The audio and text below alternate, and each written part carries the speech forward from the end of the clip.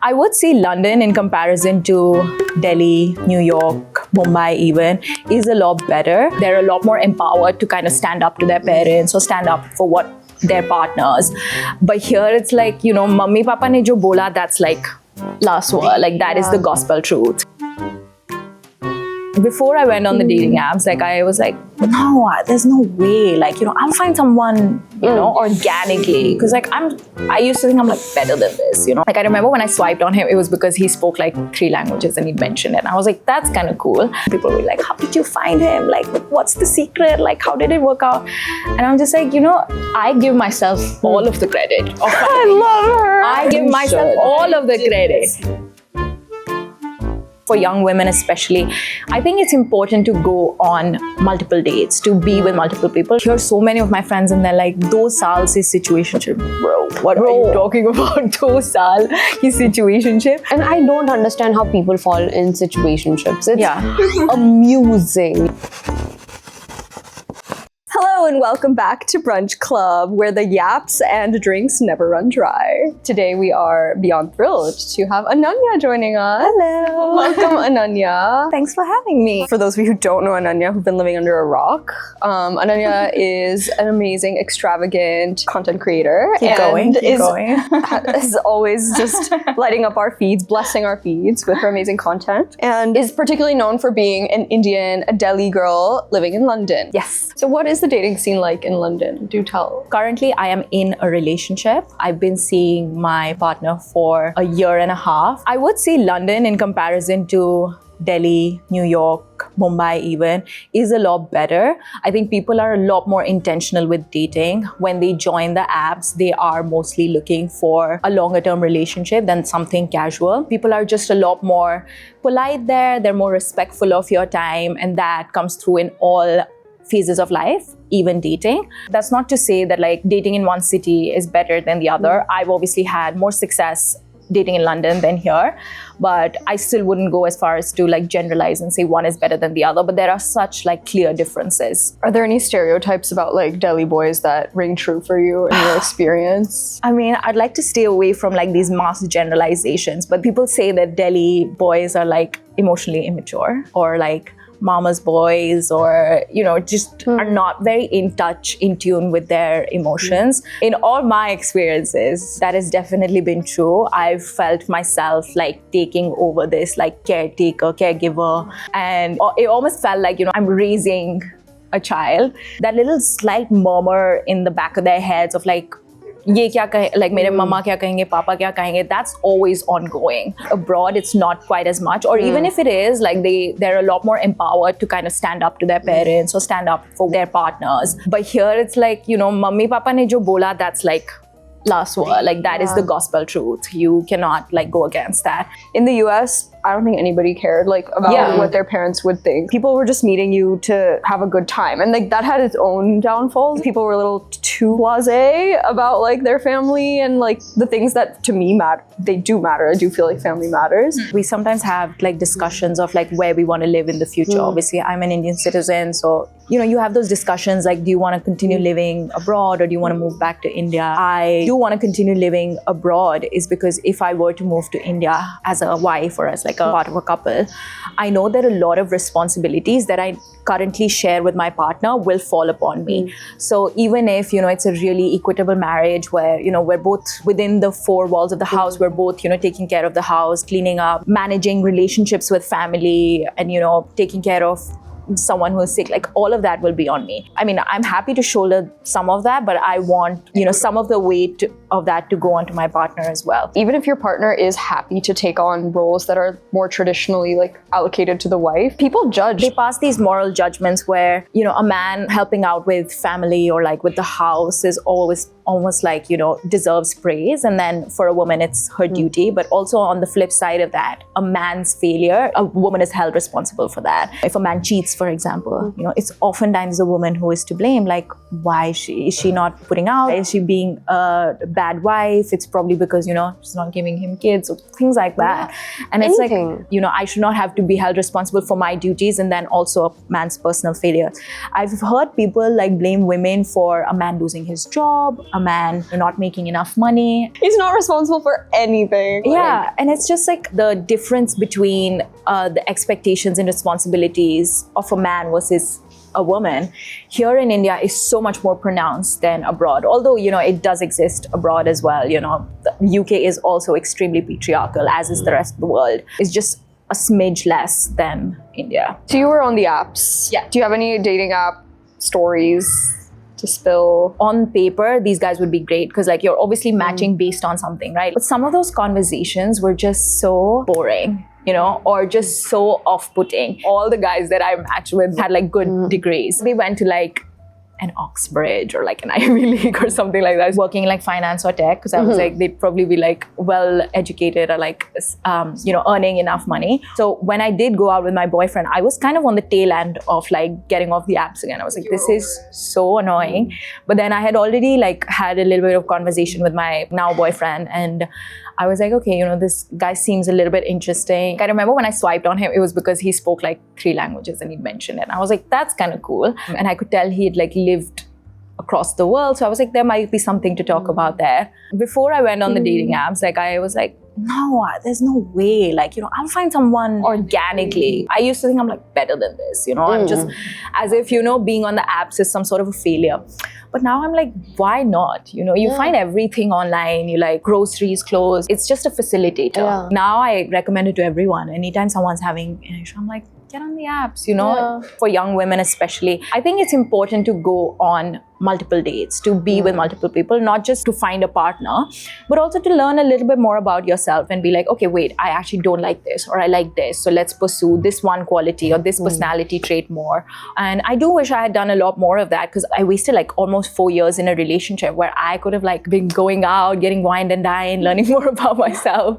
And perhaps I would have been able to like expedite the process of like finding my current partner, because like it took a lot of growth and introspection and learning about myself to get where I am. But I think everything happened like at the right time. No like he was also ready when, to meet you and be with you. Oh yeah, very much so. I would say, we do have a touch with a really good relationship, and people were like, how did you find him? Like, what's the secret? And I'm just like, I give myself all of the credit. As you should. I give myself all of the credit. I did this myself because like, here's the thing, a guy like him, because he's so wonderful in every way, would have not liked the girl I was like 2 years ago, 3 years ago. So I did all the work to get here for someone like him to be attracted to someone like me. I was super underconfident. I did not like know my worth. A lot of my personality was like work in progress, You mentioned something earlier that I thought was interesting about how you valued someone who had like a more global perspective on the world, because you lived abroad and everything. And how important was that to you, and why was that a criteria? Moving abroad and like living a life outside of what I was familiar with that really helped me grow. That's why I think like going abroad or even just interacting with people from different backgrounds and cultures really helps you grow, really helps you develop empathy and sensitivity for different kinds of people. When I say like I want someone who's lived abroad, I think it's ultimately me getting to like someone who has empathy, someone who's like emotionally mature. Yeah, that's like a proxy for a lot of other values. I mean, of course, like even if you've lived in the same city your entire life, you do have the capacity to empathize and stuff. But I think like living abroad really just helps you develop that faster and deeper. What is one thing that he did that a flip switch made you, I can commit now seriously here? He's so in touch with his emotions. Big crier, although I know he's not going to be happy to hear this. Keeps all his emotions on the sleeve. But like one thing he used to do is like after every date, beginning from the first date, he would send me a thank you message for like going out on a date. Love that. He would be like, thank you so much for coming out with me. And like, it was so lovely, like all of that. And he continued that, like even now he still does that sometimes. He would send me like a thank you message. It was so heartfelt. It wasn't just like, like generic, like thanks, would love to see you again. He's like, he really values the time that he spent with me. I always use this one incident that happened between our first and our second date, just on text. We just had like a little bit of a misunderstanding, and I was like, we've only seen each other once. It's not like it's a relationship, so I don't even care. And I stopped replying to him. And then like not even 30 minutes later, he's like, I'm really sorry. Like, I don't know if there's some confusion. Like, I'd really like to fix it because I just had such a great time with you. I wouldn't want to mess this up because of like a little miscommunication. And for a guy of like in their 20s, mid to late 20s, to be able to apologize and not hold on to ego is like very uncommon. You know, I see a lot of men of my age group having so much hubris that would be so off-putting. I was like, oh, he's probably not going to say anything, and then this will just fizzle out ultimately like all others do. But the fact that he came back and like apologized and wanted to make this right, like that made me really happy. And that actually felt like, you know, a switch has been flipped. And like the next day I just came back like looking at him as a completely different person. Oh my God. I'm glad that that kind of sustained that, like him being so into me and then obviously me being into him. Like that's really sustained all the way through. Like we're just as big fans of each other to this point as we were earlier. So yeah. That is so sweet. Like men are out there thinking that, oh my God, if I'm gonna have some attitude and not gonna reply, I'm not gonna give her bow, she's gonna swoon. But that's not the case. And it's fair. Like, why would you want to invest in a person who's that nonchalant? Because you could argue about the fact that, oh, we're just dating. We're not in a relationship. So I'm not going to put that much effort. But that's all the information, that's all the data points I have. How you're going to be now is how probably, I assume, you're going to be in the relationship. So be who you are. If you are somebody who's sensitive and empathetic, be that person. If you're somebody who genuinely does not care, be that person. Good for us. पता चल जाएगा. पता चल जाएगा, हम छोड़ देंगे आपको. So if you're already sensing like red flags, leave it. So many of my friends and they're like, 2 saal se situationship. Bro, what are you talking about? 2 saal ki situationship? It's just a waste of time. Like we're just too young to be wasting so much time on this. Exactly. And I don't understand how people fall in situationships. It's amusing. Like you get into a situationship and then you're so emotionally invested and then it's like that the sunk cost fallacy. You're like, I've already spent so much time. Let me try to, you know, salvage this. You can take that really personally because I know I did. Like when I got dumped, I was like, you know, what's wrong with me? Like, why me? Why me when everyone else is like having these really enriching, like fulfilling relationships? Why only me? And then it's just like, you know, it doesn't say anything about you, but about the person who like dumped you or like whatever. We're very selfish beings, like not always in a bad way, but we always act out of self-interest. My biggest lesson I learned like from when my past relationship ended was that, well, I decided that like the next time I'm in a relationship, they shouldn't make me feel like loving me is hard. Like the right person wouldn't make you feel like you're hard to love and that it would come so easily to them and you wouldn't have to do anything. You wouldn't have to work for it. You wouldn't have to show up, try your best. Like they would love you on your lowest, worst, lowest effort day just as much as they would on your wedding day where you look like amazing. Coming back, you mentioned that when you see red flags, you should sort of back away earlier on. What's a red flag that you'd spot early on that would be a big no-no for you? I would say like something more contemporary, which I think only like Gen Z and like the generations later will start to consider, is like your texting etiquette. Because so much of our relationship these days are like built on or like start from texting. Just being a good communicator on text goes a really long way. It shows interest, and like even if you're not someone who like texts a lot or like is by their phone a lot or is just busy, dropping in one message every few hours or like just letting people know that like, okay, I'm busy or whatever, it goes such a long way and it matters a lot. I used to be in a relationship where the guy was very avoidant and would literally go to work and like message me at night, and I knew it wasn't like that challenging a like job. Everybody takes a bathroom break and nobody doesn't bring their phone to the bathroom. That's such a lie. I mean, you're always by your phone. You can find a way to like just message me once. You can even go like a few hours not replying to my message, but as long as you like inform me honestly about where you're at, I think it just goes a really, really long way. Like reassurance, basically. Yeah, reassurance, exactly. Yeah. And also I feel like if you're with someone if their turnaround time is longer for whatever reason, if you feel anxious, I think that's like kind of your body signaling that maybe there's something deeper. Like maybe you're insecure about the relationship, which is why it's sending you into a spiral. Because I feel like even today, if your boyfriend happened to not get back to you for a long time, unexplained, like you'd still give benefit of doubt because you feel secure in that relationship. Yeah, exactly. And that's happened. Like there was a time when my boyfriend was out of the country and his phone stopped working. And I was like, this is just odd. Like there's no way. But at no point did my mind go to like, oh, he's cheating on me. Like it was not like that because he's just always been so consistent and like so reaffirming. That's just not a reality that came into my brain. And then, you know, he found a way to like message me from a friend's phone, and I was like, oh, that's more than enough. And like he wasn't able to message me the rest of the day pretty much. And I was like, that's fine. Have you hard launched him? Yeah. Well, I did like soft launch him for a while, but then I made a few videos about his birthday and then on Valentine's Day and stuff. He loved it. He loves getting the fact that he's hard launched, because sometimes he'll get stopped and then be like, you're Ananya's boyfriend, right? Oh my God. I'm like, yeah, this is your identity now, Ananya's boyfriend. Nice. How did you tell your parents? I was pretty honest with my parents from the beginning. My parents are chill enough. They encourage it even. After my like past relationships that I kept kind of a secret, or like at least wasn't that honest about, I feel like I should tell them because I kept so much from them that I feel like they would have been able to give me good advice and they would have been able to show me the right way or the right way out of that relationship. And I feel like I wouldn't have wasted so much time. I hope that in Indian societies, we go on to encourage younger people to have more open relationships with their parents, because if your partner knows that your parents know about your relationship, especially as somebody who's in their teens or early 20s, there are a higher chances of them to not treating you badly because they know that you have somebody to turn to.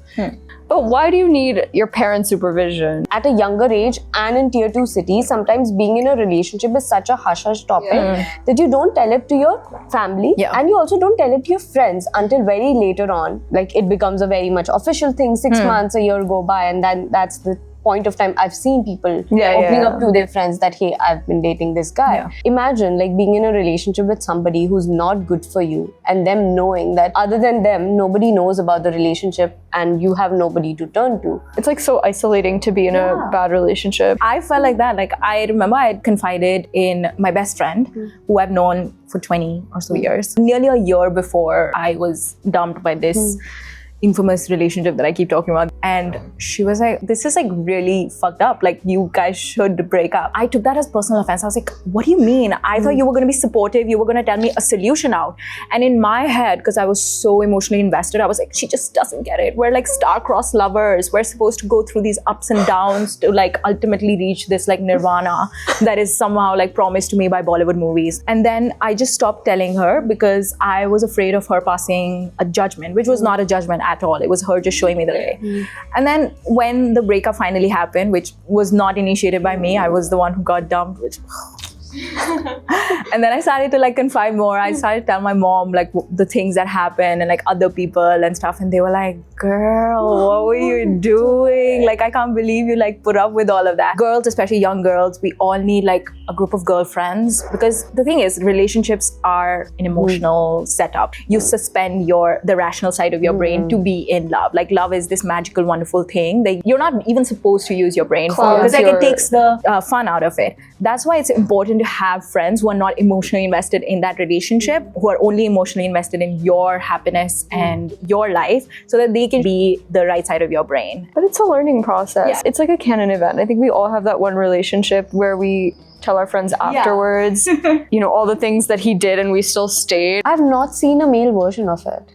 The things that she did and men don't stay. Men leave. Like, we need to learn a thing or two. You know why men will leave? They'll be like, you're just too caring. You're just too overbearing. What are some like low-key unreasonable icks that you have that are like not so deep, but like an ick that you would get? You know, I'm a pretty sarcastic person, and I think that's kind of the case with like most people from Delhi. And also the UK, I think. Yeah, the UK as well. Yeah, we're like really like blunt. So if someone doesn't get my sarcasm and they're like, I don't want to spend my life like explaining stuff to you. That's one. People who don't have an awareness of the world. Like, I consider myself to be pretty strong in my convictions, like whether that's political, social, whatever, cultural. I don't think that we need to have the same opinions of everything, but if you're not aware of the world, it's so annoying to me. Like, I remember this was a guy I was dating. He did not know anything about the world. It comes from a point of privilege, right? Like, because his life is fine. He's like this, lives in India, like a upper middle class guy, has a lot of money. He doesn't really have to worry about what's happening to who, but I'm a woman. I mean, everything is political. Everything is political. Like, you at least need to have some sort of awareness of the world. Yeah. My friend hates when she sees like a guy running with a backpack. Oh my God. That is so real. And it's banging against the back of his... Absolutely not. Like, hold it in your hand. Like, if you need to carry something, hold it in your hand. Yeah. like a poor eater. Like when they have like sauce and stuff, like crumbs and stuff is stuck to their mouth. I'm like, Yeah. that kind of pisses me off. I am really deterred by men who get little teary-eyed when they eat spicy food. I'm like, no. They think I'm talking. I'm like, bro, no. That's my response to every ick that I get. Like you got knocked over by a Great Dane and now you've like fallen down. Oh, no. How are you gonna protect a family? Another ick, like men who are scared of animals, like cats and dogs. If I'm shitting on men, like as a system, like if I use the word man, that's kind of like, you know, I'm filling in the blanks for like Derogatory. like when they take personal offense to that, I'm like, I'm talking about like men systematically, not men personally. Like you should also hate men. Like let's agree. Like I want a guy to understand the challenges like with his gender and the system that institutionally favors like the patriarchal norms. It's disadvantageous to them as well. Okay, fine. Like this is really a problem in society, but I don't really care about it because mera children, water and food in my house. I have a shelter. Bro, like Step out of Yeah, and I'm like, then I get concerned. I'm like, you're gonna raise kids. You're gonna teach them values. God forbid you have a son and he comes to you. What are you gonna teach him? If you have a daughter, like a daughter has to like live by example, right? Like she's gonna see all the way you think of the world, and like she's at some point she's gonna be heartbroken seeing how her father treats you know, people like her. First of all, I really don't like men who don't call out their friends. Like I feel like now we've grown up enough to know, okay, when somebody's crossing the line, and I think the onus lies on you to tell your bros that, hey bro, that's not okay, that's too far, that's too racist, too sexist and all of that. And I call out these bros now when I sit with them and I'm like, hey, see, it's not funny because you're making a haha hee joke about women, but you're 27 now. You're gonna have daughters, you're gonna have nieces and nephews. You can't be making those jokes, otherwise you're not allowed in my house. And the fact that when you tell these boys that they're gonna be fathers, they get their act right. उनको वैसे तुम बताओगे ना, hey, यहाँ पे ladies बैठी हैं, तो उनको नहीं समझ आएगा, ठीक है? What blows my mind is that the only time a guy is gonna respect women is in relation to their sisters or mothers. Like you can't just respect a third-party woman who you don't know. Like you have to be related to her. Even their wives, I've not seen them being that concerned about their wives, but their daughters, their mothers, mummy पे मत जाना कभी भी गलती से भी नहीं. Game time. Okay, great. Yes, we're gonna lighten the mood a bit. He's 10, but his following list is full of models. Like a 3. Yeah. He's a 4, but he plays the guitar. You know what? I'll just say 4. Have you ever been to a party and then like it's like late at night and the guy would bring his thing out and it's just like out of tune and he's singing like one song and it's just like he's probably he's like aura farming doing that. I'm like, and it's, why is it always gulabi? And I'm like, bro, because it's the easiest on the guitar. It's like the easiest chord progression. Something performative about that. Like he found out in high school that girls like guitars or something. Yeah, and then just stuck with it. Yeah, it hasn't worked out. So why is it going to work out on this like Diwali party? Yeah, no. He's an 8, but he's a workaholic. Honestly, like 9. Obviously, it is going to annoy me because like you're not giving me enough time. But right now, I'm like, yeah, go make that money. Yeah. He's a 10, but he's 5'8". Yeah, so 10. He's a 5, but he has generational wealth. 7. Yeah. See, it's nice to have generational wealth because it comes with like, if I get married into that family, it's like, you know, security for me. But rich people with like a lot of generational wealth, they're so out of touch. And that really like annoys me. I've met people who lack ambition because they've never had to work hard for anything. And I think that's more of a turnoff. Like I'd rather see a hustler who's not from a legacy. Yeah. Would you live in a joint family? Never, no. I wouldn't even live with my family. Like my family knows that. Like I wouldn't like move back home. I think you're so independent now. I was raised with the idea that I should live apart. So no, I would not live in a joint family. I wouldn't even live with my own family. Yeah. So I don't think I would even live with my husband. Yeah. I would love to have my own place. Marriage. No, I have my own girl apartment right now. Yeah. And I love my girl apartment. I don't want a boy in that place. I get that. I so get that. Yeah. I love my like little sanctuary, like being able to like go back there. Yeah. I think that's super healthy. Like having space in your own identity and independence. Great place to close, everyone. Really enjoyed this episode. Thank you for coming, Ananya. Of course. Thanks for having me. Such great insights. Oh, really? So articulate, so thoughtful. It felt like a girly, like we're just gossiping. That's what we're here for. Yeah. Thank you so much for watching another episode of the Brunch Club. If you enjoyed this video, do be sure to hit subscribe, share it with your friends, and leave in the comment section below what you want us to ask Ananya when she comes back next time. Bye. Bye.